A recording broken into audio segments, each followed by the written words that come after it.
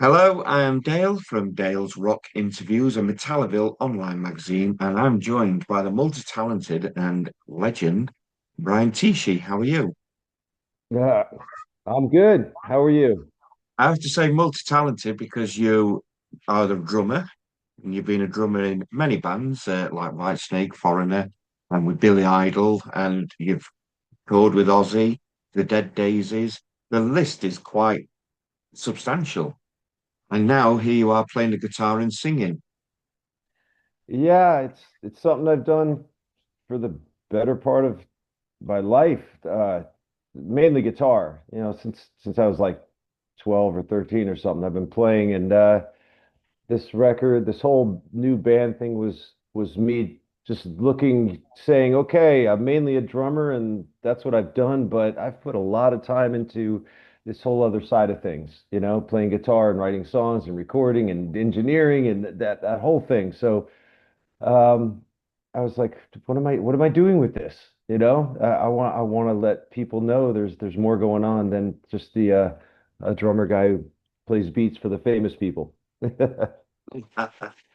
See, to me, I grew up loving obviously guitar players and bass players, and I think for me, the first time I actually noticed a drummer was Mitch Mitchell with the Jimi Hendrix Experience, and he become my first favorite drummer. And then, of course, you Yeah, move on to Iron Maiden, and this man behind me, Nico McBrain, yeah, legendary drummer, and the list goes on, Cozy Powell, and so on. And yeah. and here you are in front of me, another drummer that's pushed himself to the front, which I find is really fantastic. I've listened to your solo work, and you've really got a good voice. Oh, well, thank you. That's much appreciated because that is the biggest hurdle to get over. I'm barely a singer. I'm lucky if I scream and hit the note and pitch, but I had done it. I had a band in the late 90s and was playing guitar and singing, and that's kind of when I put that put it together about, I want to, put my own music out there and stuff like that.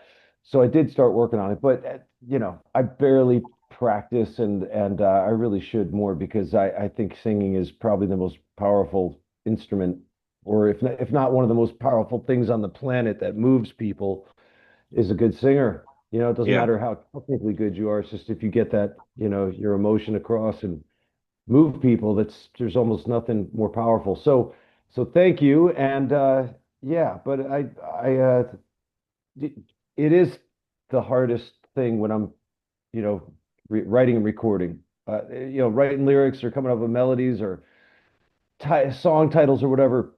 That's all a fun part of the process. And like anything, the more I'll be singing this stuff and the more you're doing anything, you get better at it. But yeah, I wish I had dedicated more time to the art of singing, or I wish I was more of a natural, one of those people who just does it, and you're like, wow, man, you have a good voice. Do you yeah, sing? No, you hear all those singers when they first talk about when they started. And they're like, yeah, we didn't have a singer, so I started singing.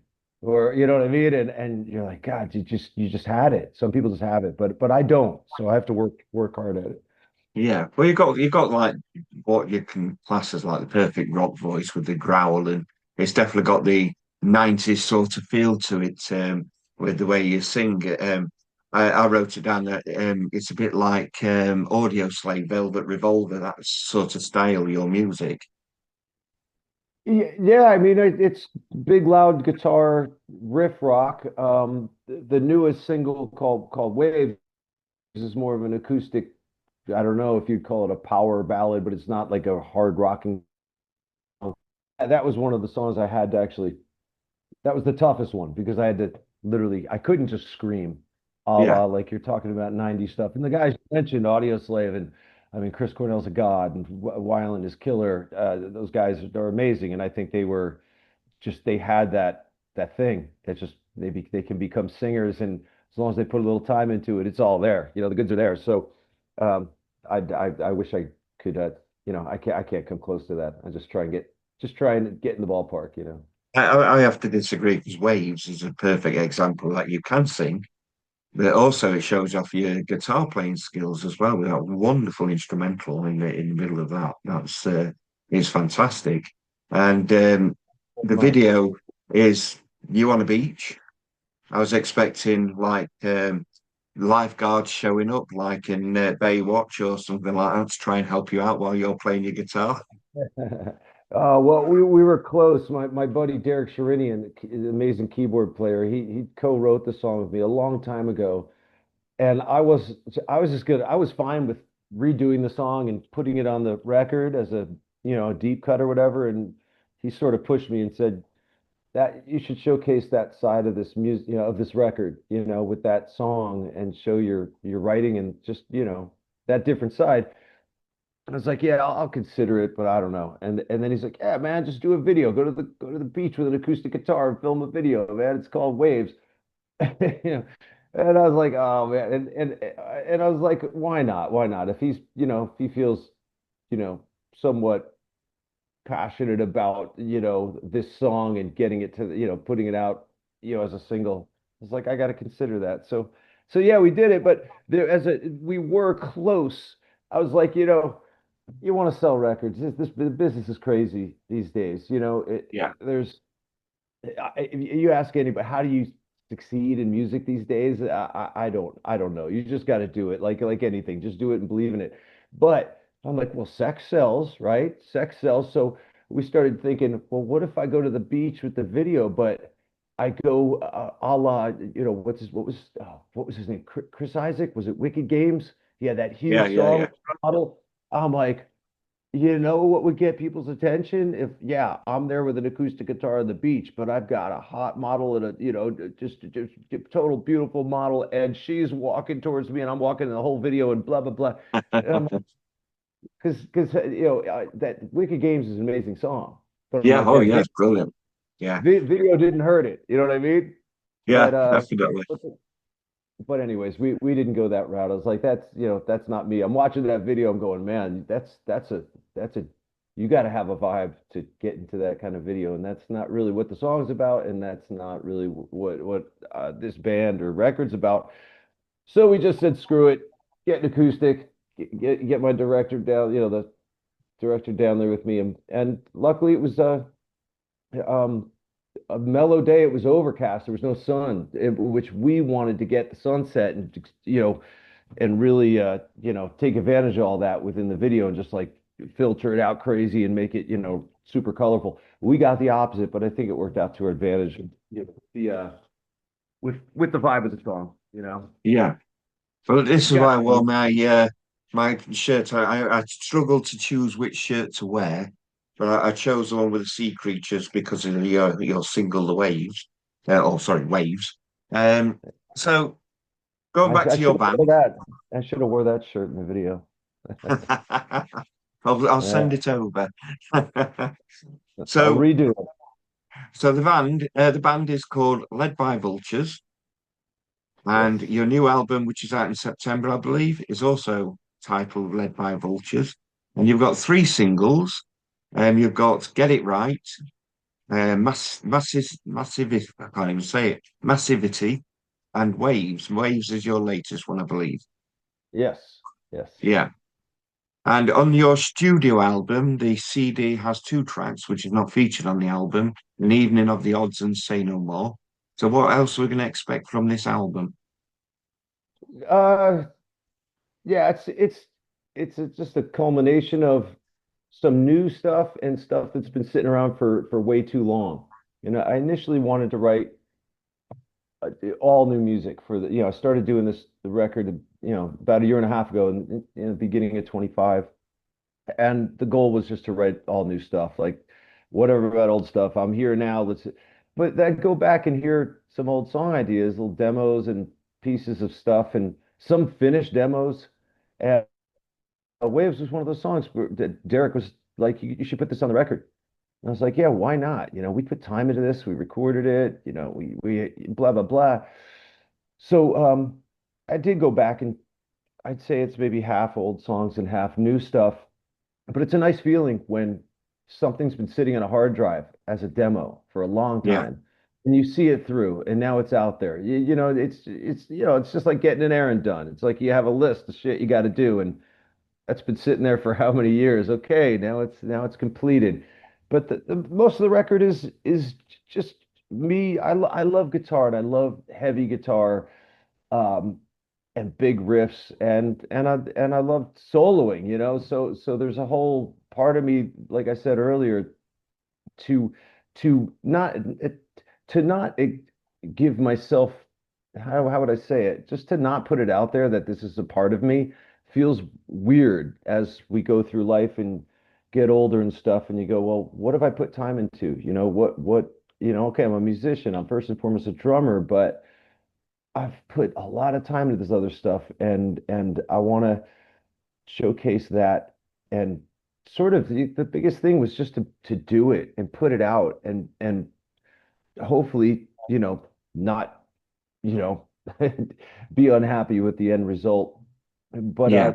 most of it's heavier riff rock, which definitely stems from Sabbath and Zeppelin, which would definitely go into the a 90s vibe because those a lot of that stuff then, you know, even though it was called whatever grunge or whatever stuff was going on then, there was a lot of great music, and it was all based on stemming from a lot of things from the 70s, you know, a lot of that Sabbathy Zeppelin stuff, which was just, big hooks and great guitar riffs and a band that sounds like a band. And this record also, I did it all myself. I have a studio in my house here, so I have no excuse. That was another thing. I really have no excuses to wake up and go, I've got drums in the living room. And they're all mic'd up. I've got guitars, amps, I can do this all here now. Pro Tools, it's all rolling any day. So there's really no excuse. And I I like the sound of the older bands, definitely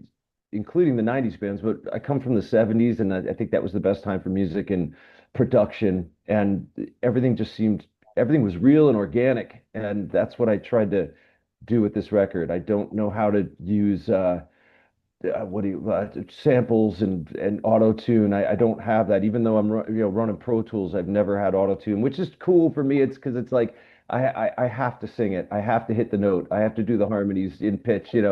Uh, and um, so I did it all myself here, and wanted to sound like a band. I didn't want it to sound like a guy who made a record on his own. Wanted to sound like a rock band, Yeah. and sometimes there's it's extensive drum stuff and guitar solos. Like the one of the songs you mentioned, "Say No More," is an instrumental purely there just to have fun, sort of overplaying on drums and guitar, and um, the other song on that didn't make the LP because of time restraints was is "An Evening of the Odds." This is another big kind of heavy riff song. But yeah, it's outside of that Waves acoustic thing. There's one other mellow one that closes the record. It's even more mellow, but it's just another acoustic thing I had forever that I wanted to see through. Yeah. So Yeah. so yeah, it's uh it's was initially supposed to be just nonstop heavy guitar driven stuff, but I'm like, well, there's other stuff I have and I've had for a while. So what's wrong with that? The Zeppelin one is acoustics, and tons of bands have tons of different styles on their records. So Yeah. I just left it open to sort of be whatever excites me the most, I'll put it on the record. So is it was it more daunting for you as soon as you've been like with Ozzy Osbourne behind me and White Snake? So you've been part of a band, and now you're out on your own doing your own band, and you're up front, not hiding at the back on the drums. Was it a lot more daunting for you to do that? It should be, because the most natural place I can be is behind drums. That's definitely the most comfortable place I can be. But like I said earlier, I had a band in the late 90s, and I was playing guitar and singing. So I got all that stress out of my system back then, of what's it like to front a band, and play your own music, not just like a cover band where it's like at least you're playing songs people dig. You're playing your own original music. So I love it though. I love it the daunting part, and I don't even know if it's daunting, it's just the business is so different now.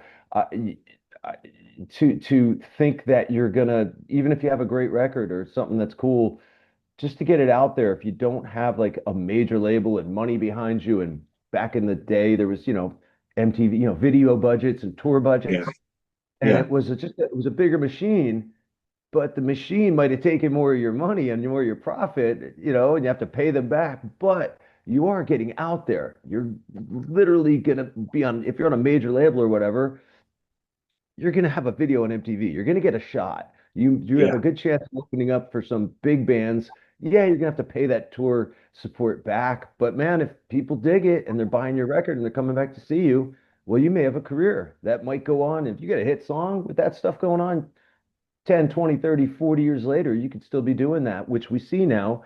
And these days, that's the daunting part is like, how am I supposed to do that? You hear people talk about it all the time, getting their band on the road, even established bands. We'd love yeah, to come to Europe, but it's too expensive. We'd love to book a tour right now, but everything's just more expensive than ever. And but I'm not worried about it. I'm having fun with this as far as put a record out, promote it. Hopefully people hear it, and I'll put a band together, because I played everything on the record, and I'll get some shows together, but I don't expect it to be you know, like just because you're doing it and people say they like it, all of a sudden you're gonna, start, you know, selling out the Forum or Madison Square Garden or something like that. I totally expect it to be an uphill battle, but it's fun. I wouldn't be doing this for any other yeah, reason. It's first and foremost just to show anybody who cares yeah. about it I'm doing that. I'm not just the drummer guy. We're talking of fun. Happy holidays. Merry Chitchmas. Your Christmas albums. I think they're really good. So you like to have fun. The first one, Happy Holidays, was with Billy Idol, and one of my favourite songs that you've done is with Billy Idol, and that's Tomorrow Never Knows. I think that's a fantastic song. But you also did Scotland the Braver. Uh, what made you decide to do that one? Oh, wow. That was a long time ago. That was a buddy of mine who was working on a movie. What was it called? It was part of the soundtrack of this movie. Maybe it was called Captain Fantastic or something. But my buddy's brother was like wrote it and was directing it. And my buddy just called me and said, "Can you come in the studio and we want to do Scotland the Brave?" So I learned it and went in and tracked it, and it was really that was it. It wasn't something I woke up one day and said I want to do compared to like the Mary Tishmas record, which was I look back at that, I'm like, wow, I sat around through the whole year and put a Christmas record, an instrumental Christmas record together. I don't even know why. I know I'm getting off subject here to your question, but somehow I was walking around on tour around Christmas time in Europe, and it's Christmas time. It's like grew up celebrating Christmas, and I was like, what if I did more of like I don't know. I thought, what if Jeff Beck and John Bonham were playing together and played Christmas tunes? I don't know why I even thought of it. I was like, oh, I'm gonna go home and get some cool drum sounds and play like tasty licks or whatever. It didn't come out like that, but and it was fun to do. But Yeah, I bet it yeah, were. I look at it, I'm like, damn, that was a lot of work to for a Christmas record. But yeah, Scotland the Brave was just basically a buddy hired me for a session and to get that Yeah. done. So on this album, led by Vultures, is it you that plays all the instruments because you recorded it in your own home? Did you do all the guitar, the bass, the drums, Yeah, vocals? yeah, everything except for there's Derek Sherinian, my buddy who co-wrote a couple songs. He played keys on Yeah, a few songs, um, and there's keys on another song. Just simple stuff I put on, on my own. But yeah, I play everything except the stuff that Derek played. Um, wow. and yeah, that was but that was the goal. Was I love music, and I love when there's looking at a band from every angle or listening to a record. I don't just listen as a drummer. I listen as the full picture of the song. What's the drummer doing? How does the bass work with that? What's the guitar player doing? It's just I listen to all of it. So as a fan of just basics, songwriting and production and how a band works together. I've always listened like that. And even back in high school, when I'd make up guitar parts, well, as a drummer, I'd have the beat in my head, and I go, okay, well, what would be a cool thing for the bass to do, or what could a vocal do around this guitar thing? So I've always thought like that. So Yeah, it wasn't, yeah, it wasn't like, oh, how am I going to do this? If I couldn't do it or thought it was going to be something out of my wheelhouse, I'd hire people. But it's fun to do it that way just because I can. And I guess you could get way too wrapped up in yourself and doubt things or overthink things, and it could drag on forever. But at some point, you just have to look at, come on, man, like either it's working or it's not, and how much, and especially with computer, digital recording, you can just keep going over and have different arrangements and chop things up and just go forever. But you have to take a step back from all that and just go, what's inspiring, and then listen, then think about what bands you love the most, what songs you love, and what inspired you through your life, and go, okay, these guys were putting out a record every year and touring, and listen to the quality of what they were putting out. You can't spend years sitting around. I guess you can. I mean, we've seen bands, what, Def Leppard, Boston, yeah. take a really long time to make a record, but that's a rare instance, and life's too short for that, for me at least. So on Get It Right video, you've got people playing the instruments, and you've got a very young drummer. Who was the young drummer that was in your video? Yeah, that's Shane Hawkins. Shane is the son of Taylor Hawkins. Oh wow, Um, yeah, rest in peace.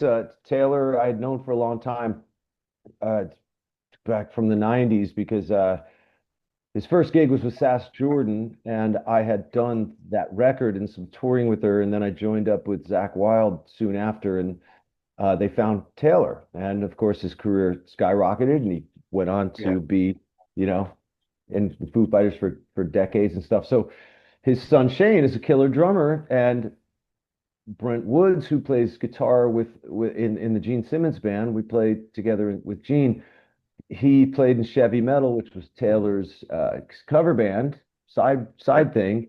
So when Taylor passed, they wanted to keep that rolling, and have Shane play drums in Chevy Metal, and they opened up for a gig for Gene Simmons last year. So I met Shane and watched him play, and he was great, and we hung out and stuff. And soon after, it was like, the month later, I had to think about doing a video. So I just called Brent and said, hey, you're a guitar player, but whatever. It's a simple song and bass. Why don't you play bass? See if Shane wants to do drums, and it was that easy. yeah. Oh wow. Hey, if I'm going to say, yeah, he looked really accomplished, and I'm thinking you're a drummer as well as being the front man, and you've got somebody playing the drums. Well, you're like, no, no, no, that's not how you do it. You do it like this. But he looked really accomplished. Yeah, I mean, I think he listened to. Well, he's a great drummer. Yeah, I think he's 18, not even 19, and he's a lifer. You can see it. You can just see it when he plays, and the little I know of him, or because I haven't known him that long. He's expect to see him around for you know, for for as long as he's Yeah, around. I think yeah, it's what he does. You can, and when we're younger, we get into an instrument. I don't know any other way other than, as soon as I started playing drums, I was like, well, this is what I am. And if you know that, there's no other options, yeah, and that's exactly, he's where what he's cut from, just like his father. So, but no, those guys got the song, they checked it out, and it's a video, so it's not like, if when you make videos, you don't have to learn every nook and cranny of every little thing, because there's editing, and yeah, even if you played something spot on, like, oh cool, let's get him in that clip. But if there was something that wasn't okay, well, go to me, or go to Brent, or some of the people in the video. It's just editing. But he came in and kicked ass. He did a great job. It was fun. It was right before Christmas. Just called up a bunch of friends, said, hey, free booze, come over and have some drinks, and let's film a video. that always sells it. Free booze, come along. There you go. That's what it takes. Even though they're my friends, I still had to say, come on, guys, it's free drinks. Well, we're coming to the end, sadly. You've got lots of merch. There's pre-ordering of your CDs and pre-order of your albums. You can do merch bundles. which you can find on your Facebook page or typing in Led by Vultures on the internet. The free songs are out and they're streaming. They're on YouTube and they're on Spotify. And I've got to say, I absolutely love them. And Thank you. if people haven't discovered your other work, it's just putting your name on socials and find some of your other work that you've done. And I think if people are not familiar with you, they'll be pleasantly surprised. And there's some really kick-ass tunes out there, but we'll bypass some of your Christmas ones, but we'll not go there. Yeah. Well, yeah, But thank you for that. And yeah, you can just go, it's being distributed through Deco Entertainment. So the easiest thing is just go to order anything, just go to decoentertainment.com and there's a brilliant, list of bands, click on the band, order the hat, order the shirt, order the vinyl, order the CD, you know. Yeah, exactly. order a bunch of extras for Christmas for your And friends. you can even order them autographed as well, which is awesome. Yeah, I think so. Yeah, they're sending me some stuff to sign and that'll be I think a limited thing because, I know it's going to sell a million and there's no way I can sign a million things. It's not going to happen. So you got to But get order early to get assigned something or other. my very last question, which we have to do quickly because I'm looking at the time, is from my beautiful partner Tracey, and it is tell us something about you that we don't already know. Oh, wow. What don't you know? That if I lose in racquetball, I get pissed beyond belief because I'm a And you do a bit of this as well, don't you? Yeah, I love speed bagging. Love it. Yes. Started in 2008, and I put a lot of time into that. Like set one up in my garage, and because as a drummer, the basic speed bag rhythm is a triplet rhythm. It's basically 1, 2, 3, 1, 2, 3, 1, 2, 3. But once you learn the basics, but as a drummer, you hear it, and then you start doing combinations. But I just got way into it and punch drumming, where you play along to songs and stuff. If you're interested, type in my name with the word Limelight. I punch drum along to Rush's Limelight, which was, my favorite Rush song. That's there on YouTube. So yeah, that was a long time ago, but I got really into it. I still do it here and there. Yeah, speed bagging. If you haven't tried it, you Excellent. should. Yeah, it's addictive. Well, thank you very much for your time. I really Thank you. appreciate it. I'd love it if you can actually make it across the pond to the UK so I can meet you and see you perform your album led by Vultures. That'd be nice. Hopefully, I'm gonna work on it. We'll see. That would be a Yeah, good thing. If there's a day I go, excellent. look at me. Here I am with my own band playing a show in Yeah, England. Let's do it. Yeah, that'd be brilliant. good. Well, enjoy the rest of your day and your many interviews, and thank you very much. Thank you. Thanks a lot.